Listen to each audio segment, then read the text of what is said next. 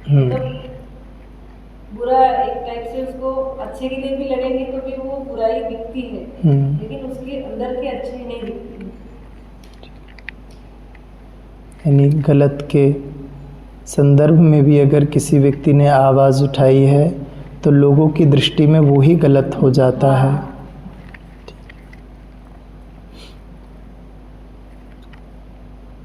मनुष्य श्रेष्ठ आचरणों से लंबे समय से वंचित होता जा रहा है, और जैसे जैसे वो वंचित होता जा रहा है अपने श्रेष्ठ लक्षणों से, श्रेष्ठ आचरणों से, तो जिस प्रकार की कृति, जिस प्रकार की प्रवृत्ति चारों तरफ होती जा रही है, वो उसी को अपना निज स्वभाव समझने लग गया है। और सबसे ज़्यादा, चारों तरफ सबसे ज़्यादा जो गलत व्यवहार करने वाले, निंदा करने वाले, दुख पहुंचाने वाले ऐसे लोग हैं, इनकी संख्या अधिक नज़र आती है, और इनके कारण उन लोगों का भी स्वभाव वैसा ही हो जाता है। और भूल करके कोई एक आध व्यक्ति किसी सत्य का उद्घोष जब करता है, किसी सत्य की जब बात करने जाता है, किसी उचित अनुचित के भेद को स्पष्ट करने के लिए जाता है, तो सबसे पहले उसी को दोषी ठहरा दिया जाता है, और सबसे पहले उसी के दोषों को देखा जाता है। यही प्रकृति का नियम है। तुम जब भी भीड़ से हटने का प्रयत्न करोगे तो भीड़ तुम्हें पहले हर भरसक प्रयास करेगी अपनी भीड़ में फिर से शामिल कर लेने का। लेकिन जब तुम नहीं मानोगे और भीड़ से अलग ही खड़े रहोगे, तब वो तुम्हें गिराने का प्रयत्न करेगी। भीड़ कभी नहीं चाहती है कि कोई एक व्यक्ति हम सब की भावना को और धारणा को चोट पहुंचाए। तुम देखो ज़रा, संतों के उदाहरण कितने व्याप्त हैं। कबीरदास जी ने जब बोलना चालू किया, उनके भीतर से जब उस सत्य की उद्घोषणा निकलनी प्रारंभ हुई, उस सत्य की बात जब उनके मुख से निकलने लगी, तो वही लोग जो उनके आसपास हुआ करते थे, वही लोग जो उनके निकट होते थे, वही उनके शत्रु बन गए। वही उनकी अवहेलना करने लगे।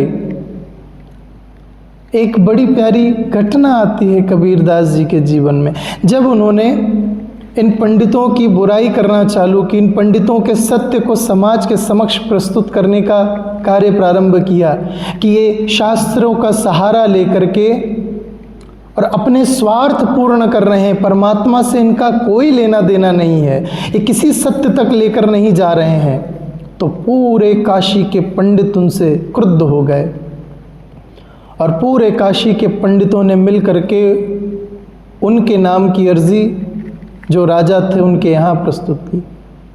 कबीर जी को वहाँ बुलाया गया और उनसे पूछा गया कि आप धर्म के विरुद्ध क्यों बोल रहे हैं। तो कबीरदास जी ने कितना प्यारा उत्तर दिया, कहते कि पंडितों के खिलाफ बोलना, धर्म के खिलाफ बोलना कब से हो गया? क्या कोई मनुष्य धर्म हो गया? धर्म तो श्रेष्ठ आचरण है, सार्थक सत्य है, और मुझे सत्य अगर दिख रहा है तो मैं सत्य बोल रहा हूं। ये मेरी निज गरिमा का प्रश्न है, ये मेरी निज स्वतंत्रता का प्रश्न है। मुझसे कोई मेरी स्वतंत्रता छीन नहीं सकता। उस ईश्वर ने मुझे ये वाणी दी है, उस ईश्वर ने मुझे ये समझ दी है, उसने मुझे ये प्रज्ञा दी है, उस राम ने मुझे कहने का अधिकार दिया है। तो ये पंडित उस राम से श्रेष्ठ कैसे हो गए? और हर शास्त्र का, हर वचन का अर्थ सत्य को बोलना है, और मैं तो वही सत्य बोल रहा हूँ। हो सकता है इन्हें बुरा इसलिए लग रहा है क्योंकि ये सत्य के विपरीत जा कर के खड़े हैं। मात्र इन्होंने सत्य का चोला ओढ़ रखा है और मैं उस चोले को गिरा रहा हूँ, इसलिए इन्हें बुरा लग रहा है। उस राजा को तो बात समझ में आ गई, लेकिन उन पंडितों को बात फिर भी समझ में नहीं आई। भीड़ कभी सत्य को नहीं समझ सकती है। भीड़ कभी एक व्यक्ति के उस सत्य के उद्घोष को कभी नहीं समझ सकती है। जब जब किसी ने सचमुच में भीड़ से हटकर सत्य कहने की चेष्टा की है, सब ने उसे या तो मारने का प्रयत्न किया है, या भीड़ से हटा देने का प्रयत्न किया है, या समाज से बेदखल कर देने का प्रयत्न किया है। हमेशा, चाहे वो बुद्ध हो, चाहे वो महावीर हो, चाहे वो गुरु नानक हो, चाहे कोई भी संतत्व हो, जब उस संत के साथ भीड़ ने ऐसा दुर्व्यवहार किया है, तो तुम एक साधारण मनुष्य होकर के कैसे उस श्रेष्ठ गुणों की प्रतिक्रिया उस भीड़ से कर रहे हो? तुम्हारी अपेक्षा ही गलत है। तुम जिनसे अपेक्षा कर रहे हो वो अपेक्षा के लायक ही नहीं है। तुम्हें अपने सत्य पर रहना है, तुम निश्चिंत रहो। एक बड़ा श्रेष्ठ व्यक्ति हुआ था ये यहूदी परंपरा में, और उसने एक मुसलमान था, वो मुसलमान होकर के एक शब्द का उद्घोष किया। एक दिन बैठा था साधना में, बैठे बैठे उसने कहा अनल हक, मैं ही वो हूँ जो हमारे यहाँ शास्त्रों में ऋषि मुनियों ने कहा है बार बार। तो उसने कहा अनल हक, क्योंकि जब भी कोई जानता है उस सत्य की बात कहता है। लेकिन संपूर्ण मुस्लिम समाज ने उस व्यक्ति को बांधा चौराहे पर और पत्थरों से मार मार कर उसकी हत्या कर दी। तुम वो कैसे हो सकते हो? वो तो एक है, वो तुमसे कैसे बोलेगा? वो समझ नहीं पाए उस बात को, क्योंकि वो समझना ही नहीं चाहते थे। तुम सत्य भी उससे कहते हो जो सुनना ही नहीं चाहता। तुम सत्य के उद्घोष भी उसके सामने करते हो जो तुम्हें समझना ही नहीं चाहता, जिसको उससे कोई लेना देना ही नहीं है। एक बार हम एक बहुत दूर जंगल में एक आश्रम था, वहाँ पर थे। दो साधु बैठ करके लड़ रहे थे, यानी बात करते करते बड़े क्रोधित हो गए दोनों। हम बैठकर दोनों की बातें सुन रहे थे। एक कहता मेरी बात सत्य है, दूसरा कहता मेरी बात सत्य है। और हम बैठे थे, दोनों ने हमसे प्रश्न किया, महाराज जी मैं सत्य हूँ या ये सत्य है, आप स्पष्ट कर दीजिए। तो उस आश्रम का जो स्थायी निवासी था, जो वहीं रहता था, हमने कहा तुम सही कह रहे हो। दूसरा जो कुछ दिन के लिए आया था, हमने उसको कहा तुम गलत कह रहे हो।